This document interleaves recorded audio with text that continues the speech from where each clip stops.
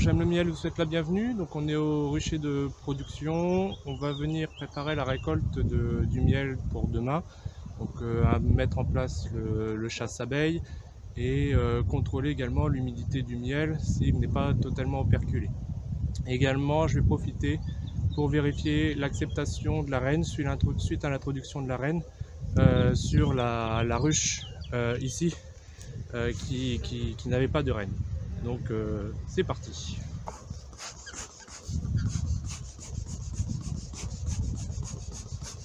Je vais tout de suite aller libérer la cagette.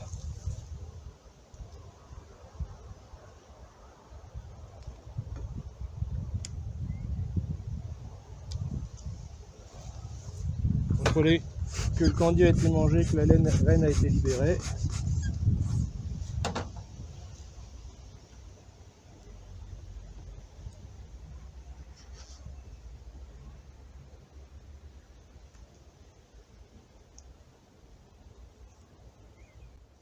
Donc là, on voit, hein, le candy a été mangé, la reine n'est plus dans la cagette. Reste à vérifier que les abeilles l'ont bien accepté. On va aller regarder le premier cadre sur lequel la reine a été libérée, voir si on la voit. Alors c'est calme. Si c'est calme, c'est que probablement il y a des phéromones royales. Donc c'est le premier signe, hein, à observer. Pas d'agressivité tout de suite.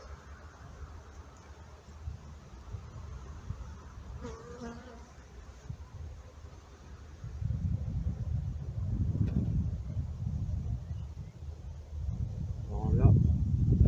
Ça c'est un mystère. La dernière fois il n'y avait pas d'œufs, maintenant j'ai des larves. Du coup va operculer, donc il y a peut-être déjà une reine là-dedans. Et il a pu y avoir bagarre de reine avec la reine introduite.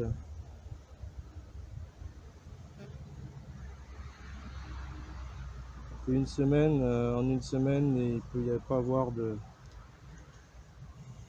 ponte suffisante de la part de la reine introduite. On va essayer de voir un petit peu ça plus en détail.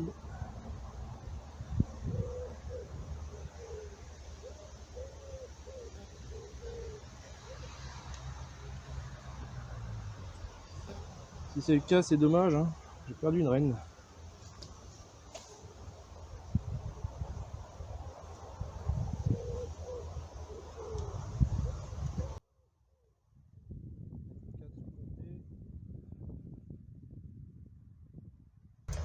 On va voir un petit peu ce qu'il en est.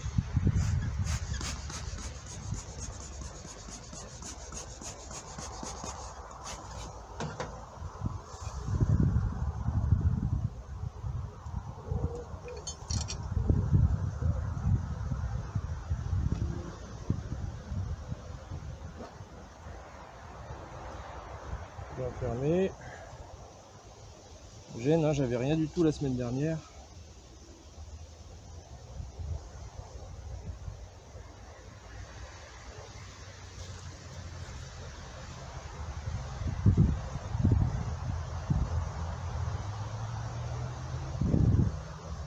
Je vais fermer avec des larves âgées.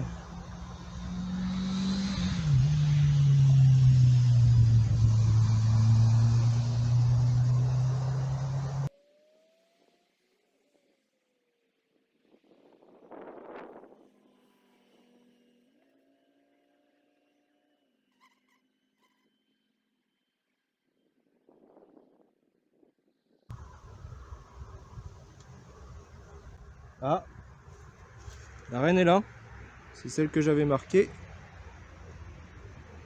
Ah, donc c'est peut-être elle qui a commencé toute cette ponte. Bon, au moins j'ai pas perdu ma reine. Ah, on la voit bien sur le dessus du cadre. Alors peut-être qu'il y avait encore une reine mais qui était trop faible et donc du coup il y a eu bagarre et c'est la reine sélectionnée qui a gagné. J'ai pas vraiment d'explication à tout ça.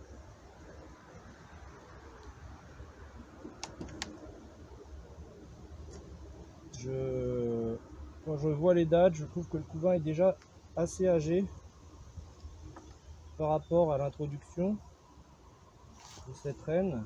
Ah.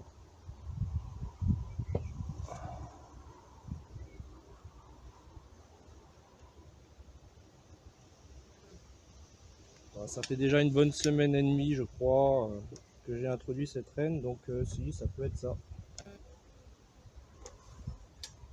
Allez, on n'embête pas plus, l'introduction a fonctionné, c'est très bien. On va passer maintenant à la ruche de production, donc préparer la récolte. J'ai 2 os sur celle-ci est bien operculée, il n'y a pas de souci. Celle-ci, il y a 15 jours, elle n'était pas operculée. Donc on va voir si elles ont fini de la remplir de l'operculé, et puis sinon je vais contrôler l'humidité du miel pour pouvoir faire la récolte quand même.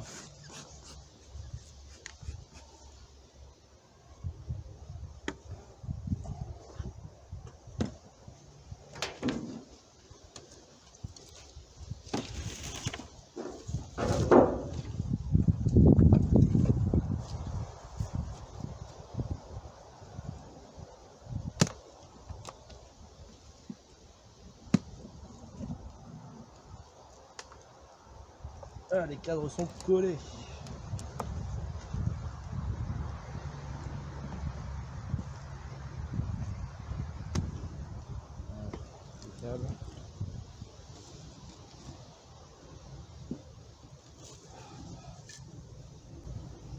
C'est bien plein, hein.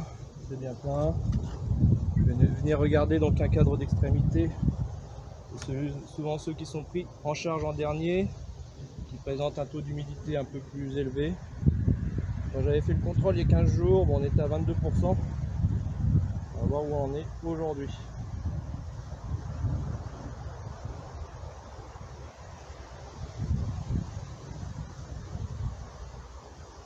Alors c'est pas encore operculé, hein.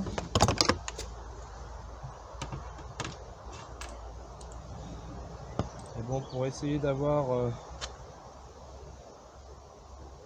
un miel plutôt typé acacia, je vais faire la récolte maintenant, sinon ça va commencer à se mélanger avec la ronce. Et donc on va faire le contrôle du taux d'humidité sur ce cadre.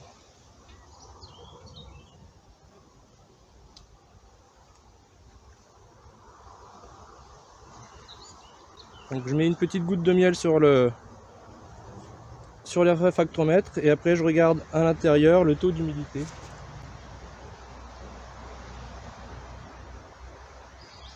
Donc là on est à 18%, c'est très bien. Je vais regarder les cadres centraux, voir si on a une baisse effective de l'humidité. 18% c'est vraiment la limite que je m'autorise pour la récolte. Donc je vais venir chercher un cadre au centre pour regarder son humidité également.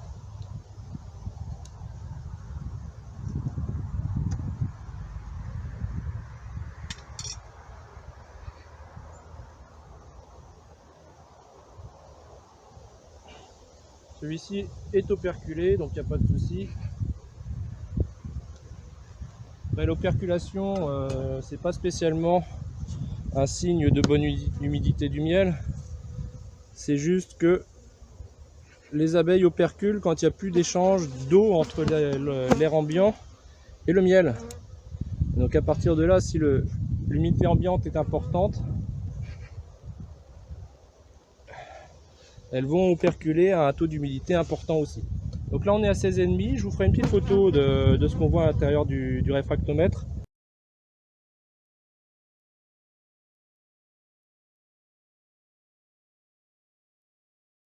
16,5, c'est impeccable.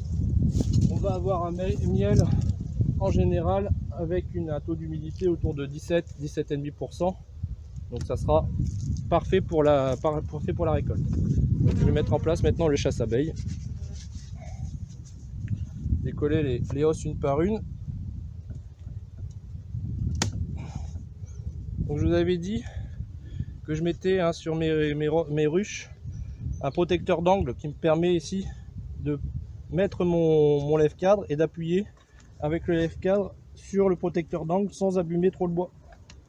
L'intérêt, quand on a des hausses assez lourdes comme ça, et coller.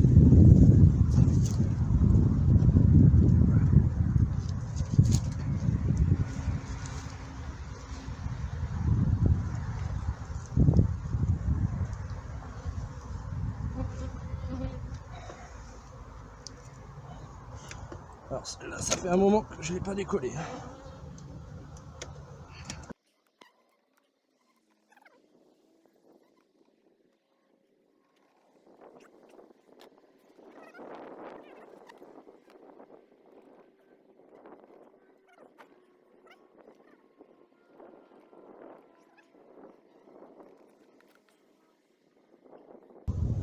J'aimerais bien c'est laisser la grille à reine en place. Et bah non, raté.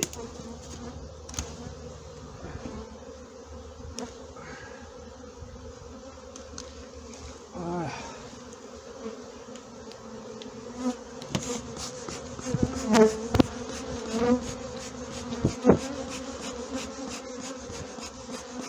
Allez. Avant la mise en place du chasse-abeille, je mets une hausse vide pour qu'il y ait assez de place pour que les abeilles puissent descendre des hosses à récolter.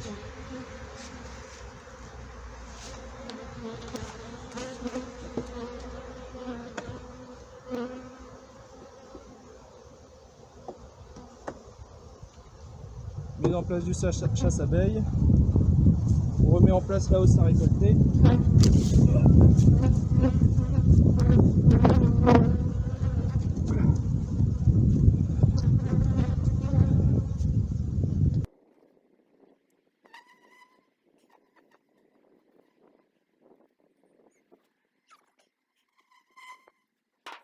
Voilà, on referme. Alors d'abord m'assurer qu'il n'y a pas de jour pour éviter les pillages quand la hausse sera vide. Et on referme. Voilà, le chasse-abeille est en place. Demain, je viendrai récolter ces hausses. Les abeilles seront descendues de la hausse à récolter vers la hausse vide. Et logiquement, la récolte devrait se passer tout en douceur demain matin. Alors pour moi c'est demain matin, pour vous c'est tout de suite. Voilà, on est le lendemain de la pause du chasse-abeille vers 6h30 du matin pour venir donc récolter les cadres vides d'abeilles dans les hausses.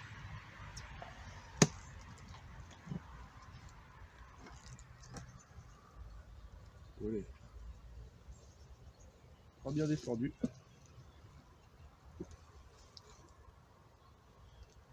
C'est pas bien descendu. Il y a encore pas mal d'abeilles. Peut-être 1000 chasse-abeilles à l'envers, je sais pas. Donc on va devoir récolter donc à la balayette.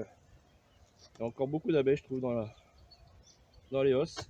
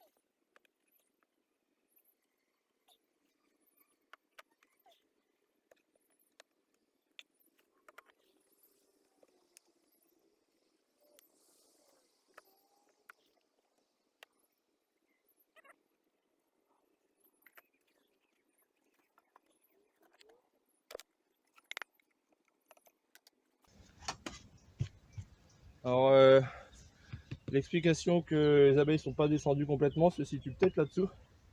C'est que une seule hausse vide, c'était peut-être pas suffisant. Il y a beaucoup trop de monde.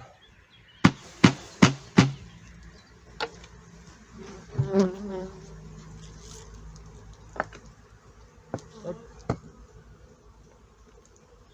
Et ça ne rentre pas. Voilà.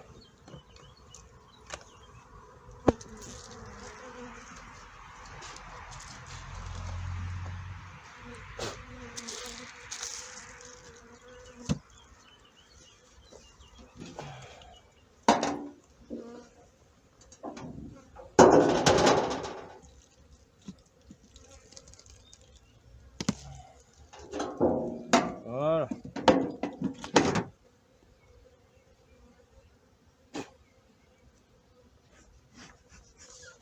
D'où l'utilité de préparer quand même un enfumoir, même quand on vient faire une récolte avec un chasse-abeille. On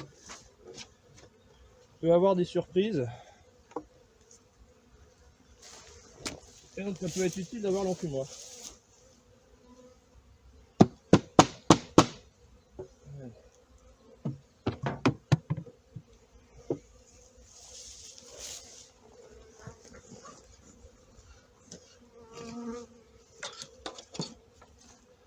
Donc voilà pour cette partie récolte. Voilà, la récolte est terminée, on va bientôt passer à l'extraction. Et avant de faire l'extraction, je vais commencer par trier les cadres, avec ceux qui ont la plus forte probabilité d'être principalement du miel d'acacia, et puis les autres. Donc notamment cette hausse, elle a passé donc le début de printemps jusqu'à l'acacia. Donc dedans j'ai un mélange probablement de colza et d'acacia. Le colza cristallise vite, l'acacia reste liquide. Mon objectif, c'est pas spécialement de faire du miel d'acacia, mais de faire du miel qui reste liquide. Donc je vais trier ces cadres, à savoir que j'ai des cadres anciens et des cadres...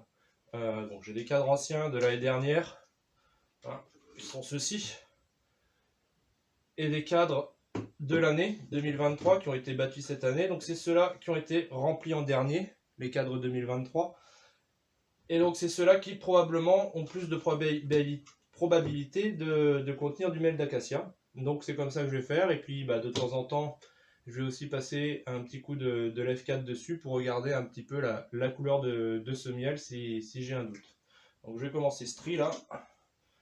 Donc ici, on est sur un cadre 2023 avec un miel ici qui est relativement transparent.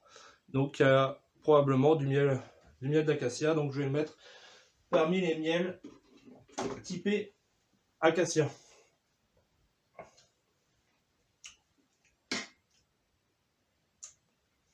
Celui-ci par contre, c'est un cadre de l'année dernière. Et bon, la caméra ça se voit pas bien, mais ici le miel est beaucoup plus sombre à l'intérieur. Donc c'est un type cerisier prunelier avec du colza. Donc ça, celui-là, je l'extrairai en dernier et je le ferai transformerai en miel crémeux par brassage. Celui-ci est sombre également. C'est plutôt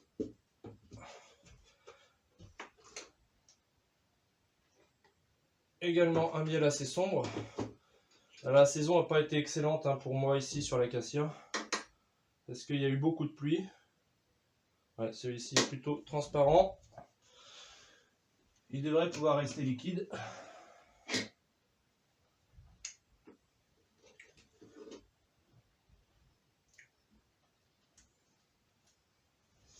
Voilà.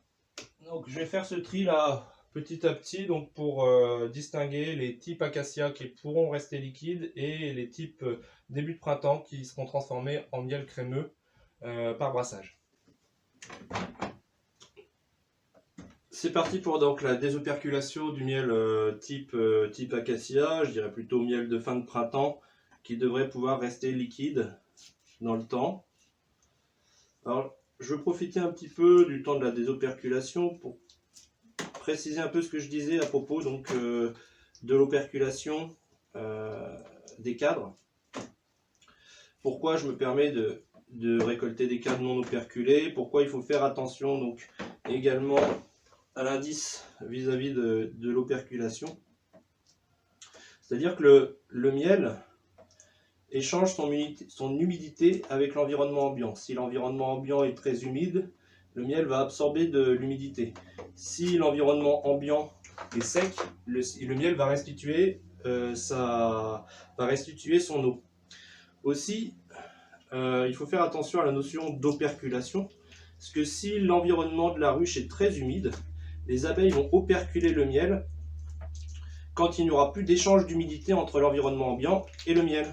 Donc ça ne veut pas dire, quand le miel est operculé, ça ne veut pas dire qu'il a atteint sa bonne humidité. Ça veut dire juste qu'il y a eu un équilibre entre l'environnement ambiant et le miel dans la hausse. Donc ça peut être trompeur. On peut avoir un environnement ambiant avec un taux d'humidité de 20% par exemple. Et à ce moment-là, on aura un miel operculé avec un taux d'humidité de 20%, ce qui ne sera pas bon pour la conservation du miel. A l'inverse, si l'environnement ambiant est très sec, un miel non operculé pourra avoir un taux d'humidité faible, bien qu'il ne soit pas operculé. C'est juste que il n'y a pas de humidité suffisante pour aller au bout du remplissage des cadres. Donc voilà, faire attention là-dessus. C'est pas parce qu'un miel est operculé qu'il a la bonne humidité. S'il a plus trop ou si l'humidité dans la ruche est trop importante, on pourra avoir une humidité importante dans le miel. Et c'est pas parce qu'un miel est non operculé qu'il n'a pas le bon taux d'humidité. C'est pour ça qu'avant toute récolte, moi je viens vérifier l'humidité du miel avec un réfractomètre. Celui-ci me paraît un petit peu sombre, je vais regarder les cadres suivants avant de le mettre en extraction.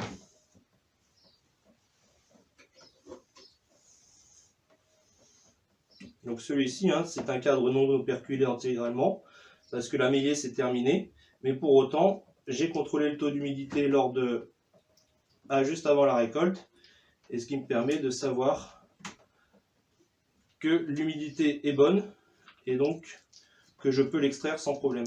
On avait vu, j'avais des cadres qui étaient autour de 18%, c'était le taux d'humidité maximum que j'avais sur les cadres d'extrémité, et j'avais des cadres à 16,5%, ce qui va faire que quand je vais extraire tout ça et que je vais mélanger tout ça avec l'extraction, on devrait avoir un miel avec un taux d'humidité moyen autour de 17,5%. Bon, finalement, ce miel est assez sombre. Donc je vais extraire tous les miels du même type, donc fin de printemps, en même temps. Et je verrai à la maturation s'il y a une tendance à la cristallisation ou pas. S'il y a une tendance à la cristallisation, à ce moment-là, je brasserai le miel pour faire un miel crémeux. S'il n'y a pas de tendance à la cristallisation, je le laisserai en miel liquide en pot.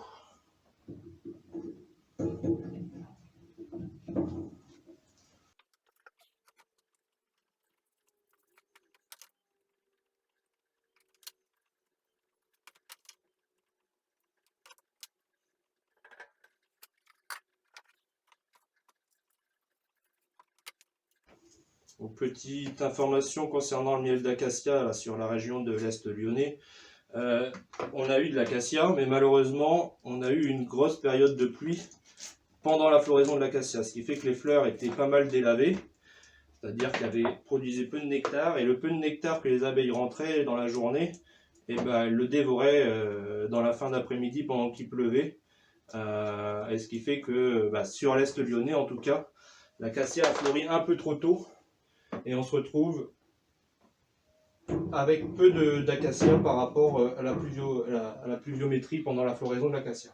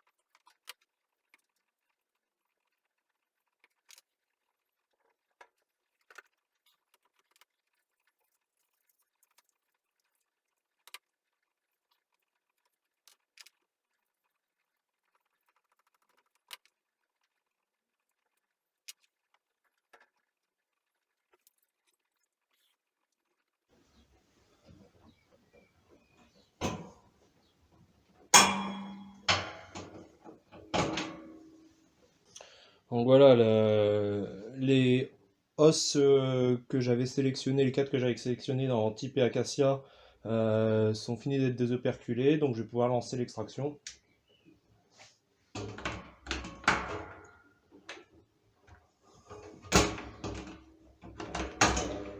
Voilà.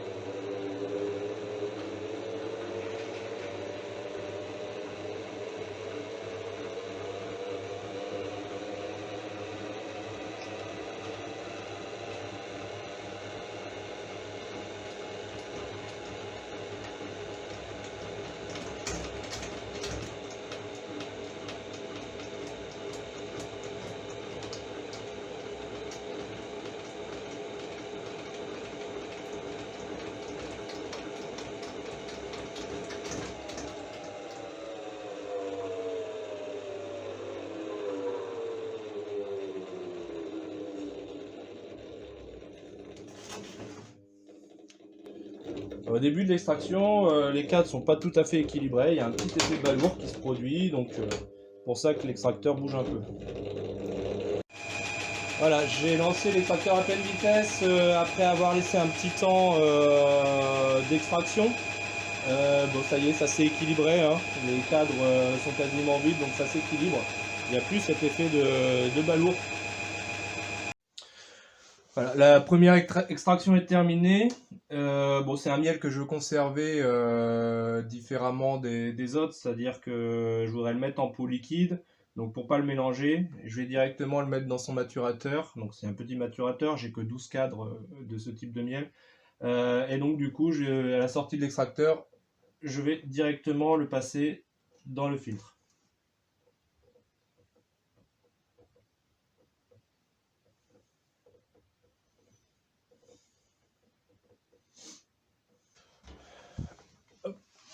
Du coup, en cours d'extraction, j'en profite toujours un petit peu pour vérifier l'humidité du miel.